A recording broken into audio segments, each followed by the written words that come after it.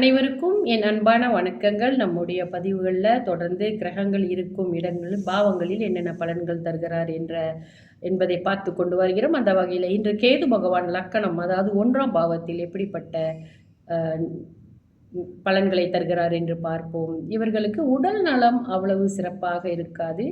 சிந்தனை, இவர்களுக்கு கெட்ட சிந்தனைகள் வரும் மற்றும் அலைச்சல், குடும்பத்தில் குழப்பம், எதிரிகளால் தொல்லை, மனசாந்தியின்மை என்பதெல்லாம் இவர்களுக்கு இருக்கும்.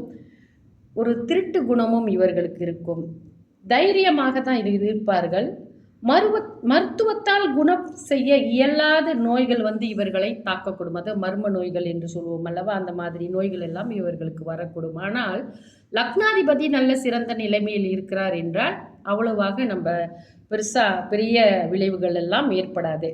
இந்த பலன்கள் நல்ல பலன்களாகவே அமையக்கூடிய வாய்ப்புகள் உண்டு. ஏன்னா லக்னாதிபதி நல்ல பலமாக இருந்துட்டா நம்ம பயப்பட வேண்டிய அவசியம் இல்லை. அதுவும் கூட இந்த கேதுவோட திசையில தான் அவர்களுக்கு இப்படிப்பட்ட பலன்கள் மிகவும் அவர்களுக்கு தெரிய வரும். அதாவது அதை உணர ஆரம்பிப்பார்கள் அதனுடைய கெடுதியை. மற்றும் உறவினர்கள் இவங்க உறவினர்களுக்கு சுற்றி உள்ளவர்களுக்கு தொல்லைகள் கொடுப்பார்கள் இவர்கள் எப்பொழுதுமே. இந்த மாதிரியான பலன்கள் இவர்களுக்கு அமையும். இப்போ நம்ம எப்பவுமே ஒன்று பார்த்துக்கணும், தசாபுத்தி மிக முக்கியமாக நம்ம கணக்கில் எடுத்துக்கணும். அடுத்தபடியாக லக்னாதிபதி, ஏன்னா இது லக்னம் என்பது 1ஆம் பாவம், 1ஆம் லக்னாதிபதி நல்ல சிறப்பான நிலையிலிருந்து தன்னுடைய லக்னத்தை அவர் பார்க்கிறாருனாலும், குரு அவருடைய சுபர்கள் அவருடைய வீட்டை அந்த லக்னத்தை பார்க்கிறார்கள் என்றாலுமே நன்மையை தரும்.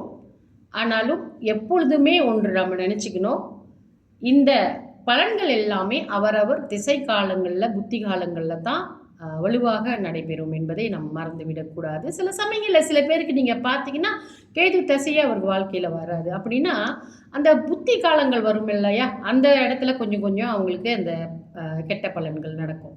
அதை எப்பவுமே நம்ம மறந்து விடக்கூடாது. தொடர்ந்து நம்மளுடைய பதிவுடன் இணைந்திருங்கள். நன்றி, வணக்கம்.